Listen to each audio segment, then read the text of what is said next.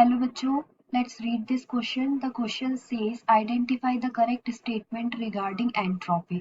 इस क्वेश्चन में बोला गया है कि हमें इनमें से करेक्ट स्टेटमेंट बताना है फॉर द एंट्रोपी. ठीक है, तो यहाँ पे हमारा की कंसेप्ट क्या हो जाएगा? Entropy. So here right the key concept of this question is entropy. Key concept of this question is entropy.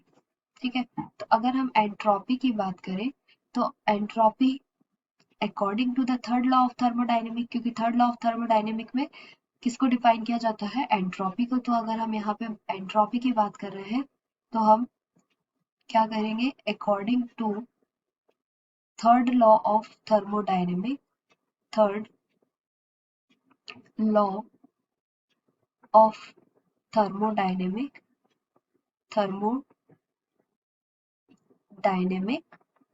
Regarding the properties of system in equilibrium at absolute zero temperature.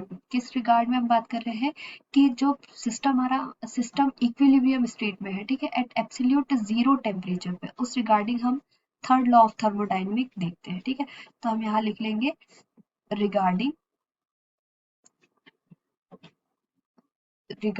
This is the,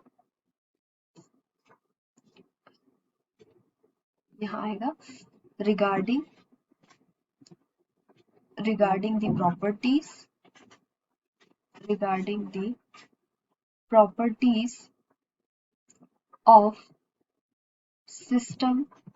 properties of system in equilibrium at absolute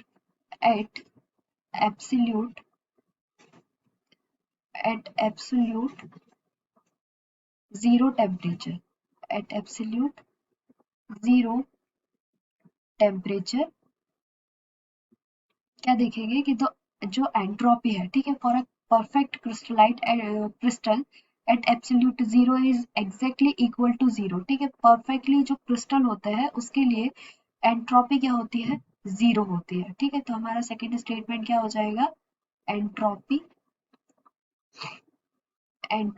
of perfect crystal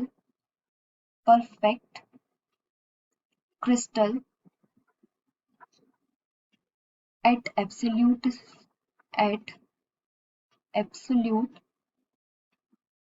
zero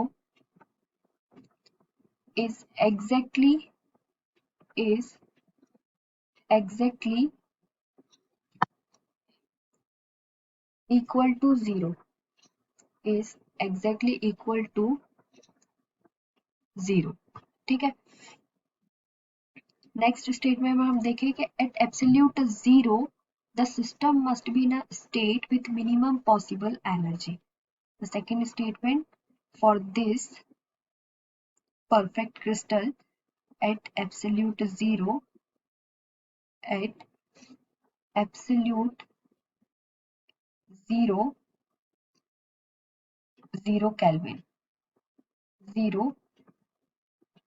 Kelvin, the system must be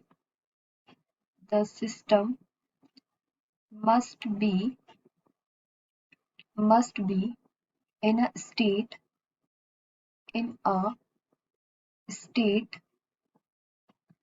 with the minimum possible energy, with the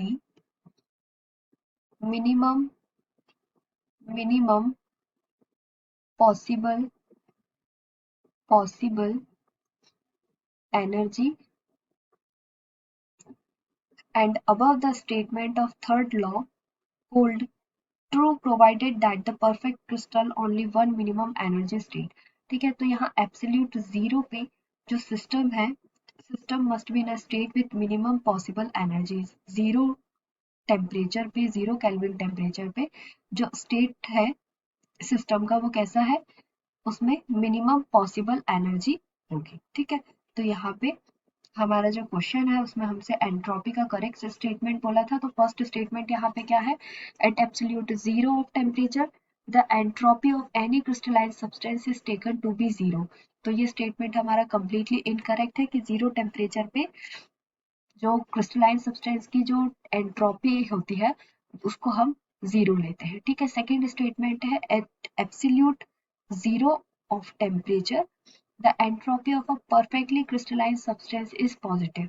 तो ये statement भी incorrect है, क्योंकि absolute zero temperature पे perfectly crystalline substance का जो entropy है वो पॉजिटिव नहीं होती है, ठीक है। At absolute zero of temperature entropy of perfectly crystalline substance is taken to be 0, ठीक है। तो परफेक्टली क्रिस्टलाइन सब्सटेंस का जीरो टेम्परेचर पे कितनी यानी एंट्रोपी होती है, 0 एंट्रोपी होती है, ठीक है। एंट्रोपी क्या होता है, अगर हम एंट्रोपी की बात करें, entropy is randomness of molecules, ठीक है। अगर हम गैस के केस में बात कर रहे हैं तो सबसे ज्यादा रैंडमनेस किसमें होती है, गैसियस मॉलिक्यूल्स में होती है। और जीरो टेम्परेचर पे और परफेक्टली क्रिस्टलाइन सब्सटेंस में एंट्रोपी क्या होती है, 0 होती है, क्योंकि उसमें मॉलिक्यूल्स का कोई रैंडमनेस नहीं होता है, क्योंकि वो परफेक्टली क्रिस्टलाइन सब्सटेंस होता है, ठीक है। And fourth one is at 0 degree centigrade the entropy of perfectly crystalline substance is taken to be 0. So this one is also incorrect. The correct option is option number third is correct answer. Option number third is correct. Hope you understood it well. Best of luck.